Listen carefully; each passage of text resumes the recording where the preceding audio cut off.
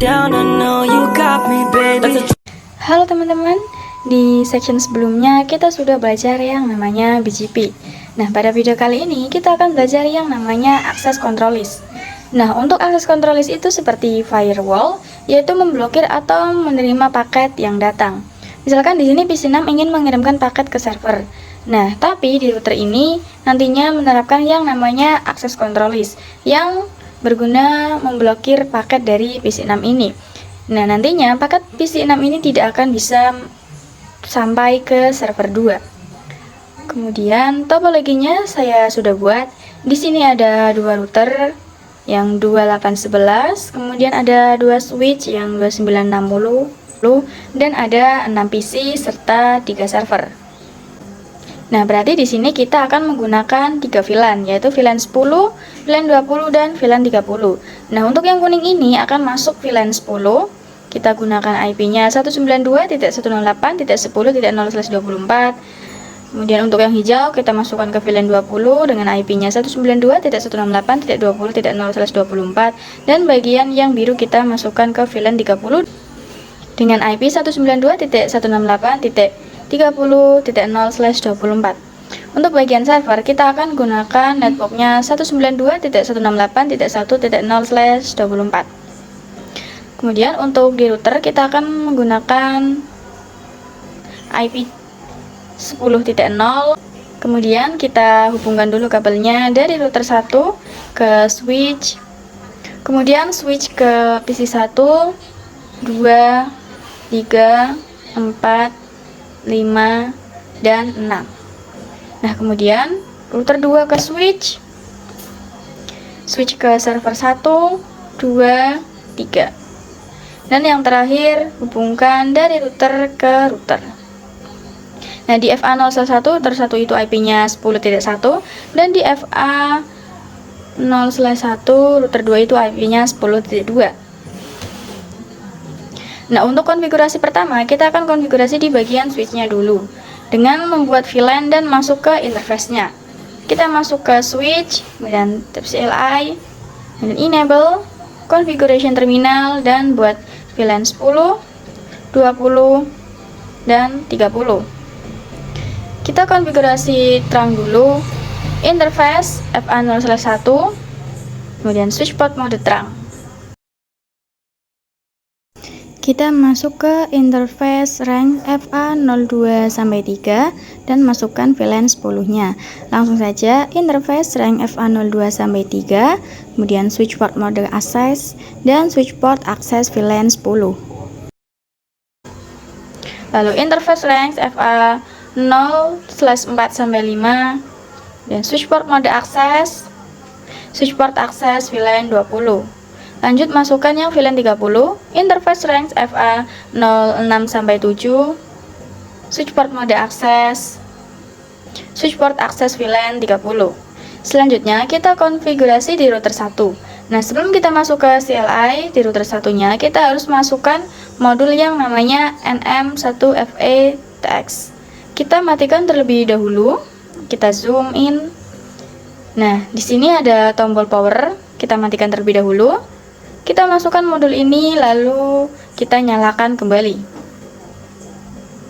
Setelah itu kita ke tab CLI, lalu no, enable, configuration terminal. Kita nyalakan interface-nya dulu. Interface range FA0/0-1, kemudian no, shutdown.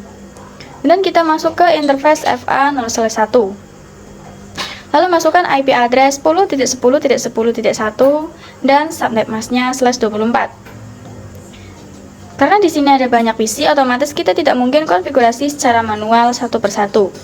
Kita gunakan yang namanya DHCP. Kita buat dulu sub interface-nya di sini. Interface FA0/0.10, lalu encapsulation.1Q10. Dan IP address 192.168.10.1, lalu masukkan subnet masknya /24. Oke, lanjut kita buat yang VLAN 20, interface FA0/0.20 dan encapsulation.1Q20. Lalu masukkan IP address 192.168.20.1 dan masukkan subnet masknya /24. Lanjut, interface FA0/0.30, lalu encapsulation.1Q30, lalu IP address 192.168.30.1 dan masukkan subnet masknya /24. Nah, sudah selesai. Langkah selanjutnya kita buat IP DHCP pool. Kita beri nama VLAN 10 karena ini untuk VLAN 10. Dan masukkan networknya 192.168.10.0. Ingat, kita masukkan networknya ya teman-teman, bukan IP-nya. Lalu masukkan subnet masknya. Kemudian kita masukkan default gateway-nya yaitu 192.168.10.1. Lalu DNS server 8.8.8.8. Oke, kita lanjut buat yang VLAN 20. IP DHCP pool VLAN 20. Network 192.168.20.0, lalu masukkan subnet masknya. Kemudian default gateway-nya 192.168.20.1. Lalu masukkan DNS servernya yaitu 8.8.8.8. Next kita buat yang VLAN 30. Lalu masukkan networknya 192.168.30. Masukkan subnet masknya /24.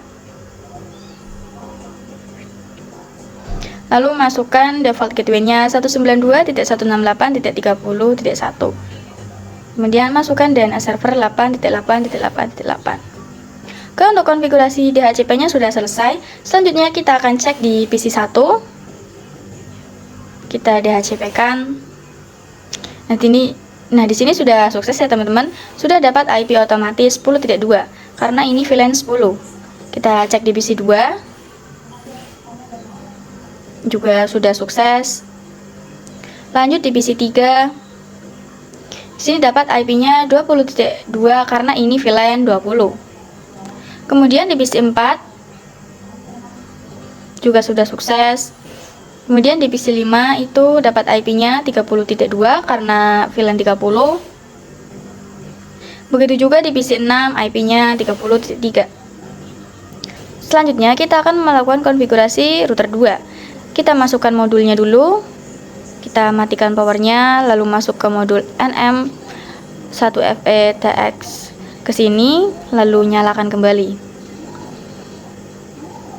Kita fast time forward. Lalu kita masuk ke tab CLI, kita no, enable configuration terminal, kita nyalakan dulu. Interface range FA0/0 sampai 1, lalu no shutdown, dan sudah menyala. Oke, kita akan masukkan IP-nya, interface FA0/1, dan IP address 10.10.10.2, lalu masukkan subnet masknya /24. Sebelum kita buat DHCP, kita akan melakukan terang terlebih dahulu di FA01 ini.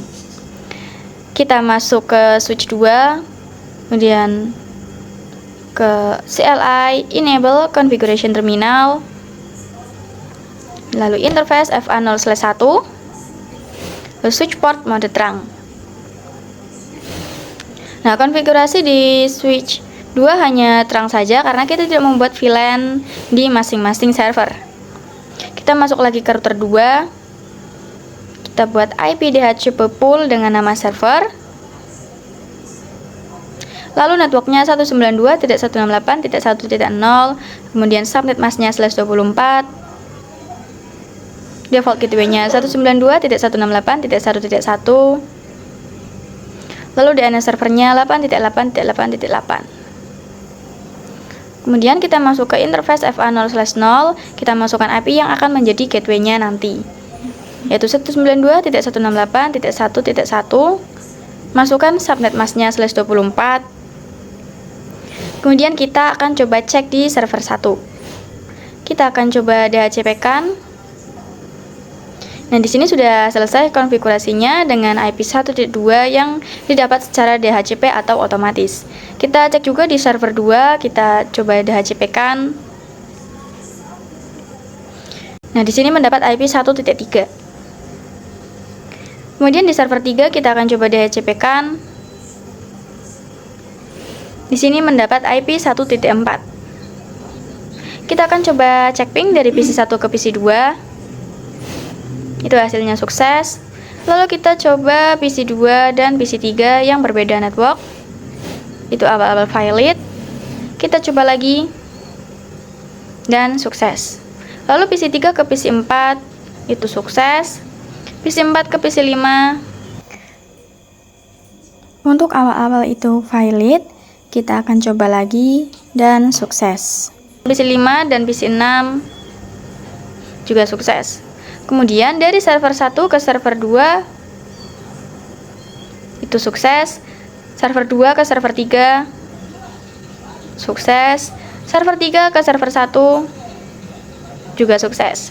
Nah, tapi dari PC 2 ini tidak bisa ping ke server karena belum konfigurasi routing. Kita coba buktikan di sini. Sini valid ya, teman-teman. Kita coba lagi. Dan masih valid. Nah, ini dicoba sampai berapa kali pun akan tetap valid karena kita belum konfigurasi routing. Oke, di video selanjutnya kita akan konfigurasi routing di router 1 dan router 2. Sampai jumpa.